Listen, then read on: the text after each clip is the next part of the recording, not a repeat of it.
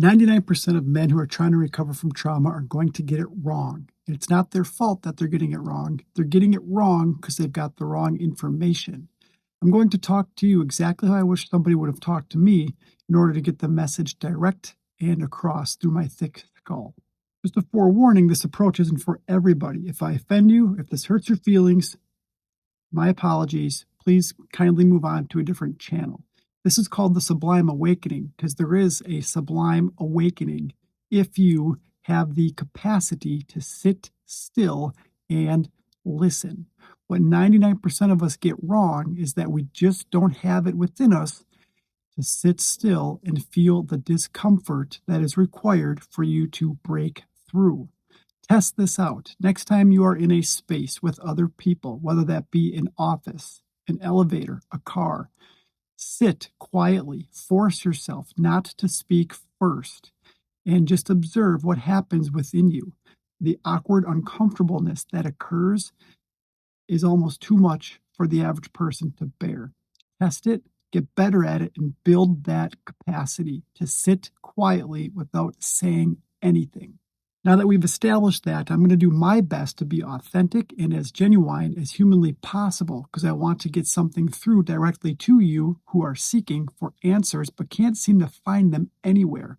I did my own searching when I was trying to find answers, and I just couldn't get what I was looking for. How do I know this? Because the anxiety prevailed. When I finally broke through, I realized something's going on here. Why wouldn't anybody tell me that? Why couldn't they tell me that? As I look back at my past and the people that I asked for answers from, it's not that they were trying to mislead me, they didn't have the answers either. We're often told to talk it out, get it out, be vulnerable, express our feelings, and all of that has a time and a place. I have a book that I wrote where I had to get it out. But there comes a point after you get it out and talk it out that you need to take action. That action isn't going to come to you. You have to take the action. You have to get to a point where you discover that there's only one way out, and that is you. You're the person that you've been waiting for. You need to learn how to sit still through the awkwardness. You cannot numb that out any longer.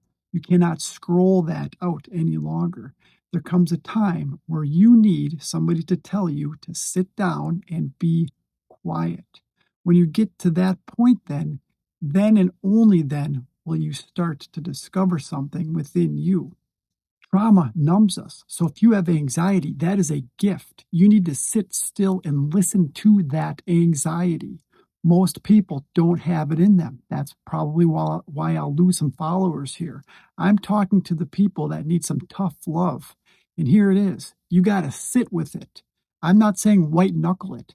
I'm saying sit with it in increments long enough for you to build the muscle required to break through it. When you sit through it long enough, you'll start to discover something. And then when you discover that, then you'll know your next step. There's a cultural narrative that kind of like reinforces us to suppress it. Don't share it. Don't show it. Don't reveal it. Numb it. Drink it away. Do what you need to do. Scroll it away. Get distracted. I'm talking to people that are done with all of that. Try that. If you want to live that way, sweet. Good for you. Go for it. Just be mindful of who you're affecting by doing that. If you're looking for a better way, a way to kind of like defeat this once and for all, okay, then you're in the right spot. Think of the movie The Matrix. If you've seen all the series, there comes a point where Neo eventually decides that he is going to turn and face. That is where we're at right here, my friend. We are going to turn and face. We're going to defeat this thing once and for all. The truth about healing is it's a choice, not a feeling. You have to choose that you're going to heal one way or another. There's a framework for that. It's awareness, it's responsibility, and it's action. The awareness can't come by numbing it. You have to rip the Band-Aid off. You have to give something up that you're using to numb out your current situation. For me, I gave up alcohol over 2 years ago. That was not an easy choice at first, but it was a game changer and well worth it. It also sets you apart from 99% of the human civilization, it feels like oftentimes, but a necessary step. Rip the Band-Aid off, become more aware. Notice I didn't say happier. You may not get happier, but you will have a purpose, which far outweighs the temporary feeling of being happy. You'll have a direction. When you get that direction, then you'll take responsibility. When you take responsibility, you'll know what actions to take next.